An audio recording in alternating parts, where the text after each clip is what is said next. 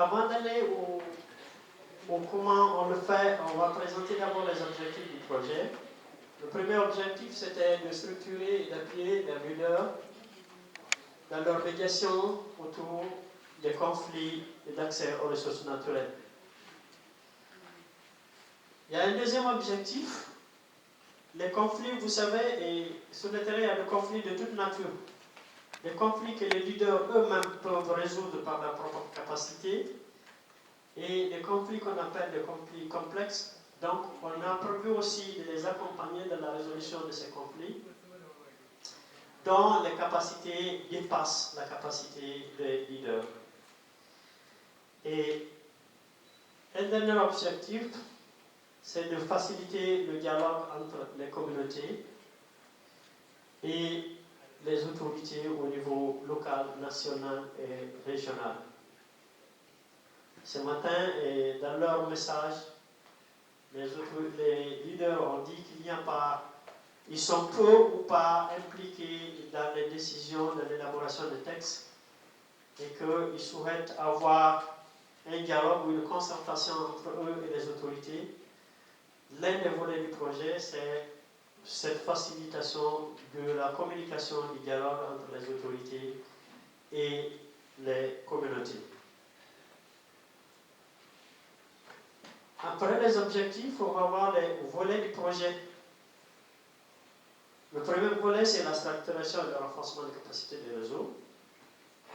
Le deuxième volet, c'est l'appui à la transhumance nationale, locale, nationale et transfrontalière. Et je le disais tantôt, le dialogue entre les autorités et les communautés qui constitue le troisième volet.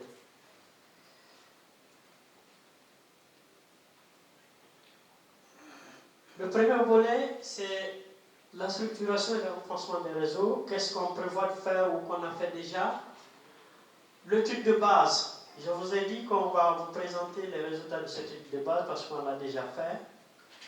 Ensuite, la structuration et la mise en place des réseaux. Là aussi, on a beaucoup avancé.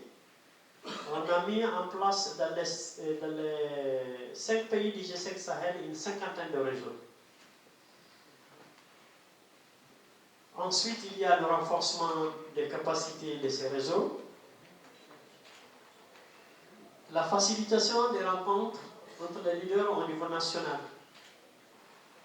Dans notre stratégie, c'est qu'on organise les leaders au niveau local, on les met ensemble au niveau national et on les met en contact aussi avec les leaders de l'autre côté de la frontière, par exemple du Mali, du Niger et du Burkina.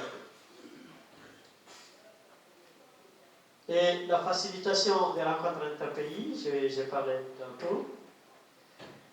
L'élaboration et la diffusion des répertoires téléphoniques.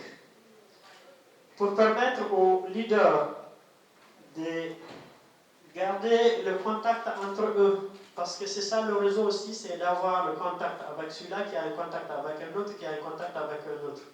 Dans la première phase, on a élaboré un document comme ça. Et ce document regroupe les leaders des 3 pays, parce que la première phase, on a commencé dans la zone Liptako-Gourma, les 3 frontières. Et maintenant, avec l'appui du G5 Sahel, l'appui de l'Union européenne, on l'étend au G5 Sahel. Ce répertoire téléphonique permet aux leaders de regarder quelque part, c'est la photo, la communauté d'origine, la commune d'origine et le contact. Donc, si j'ai, par exemple,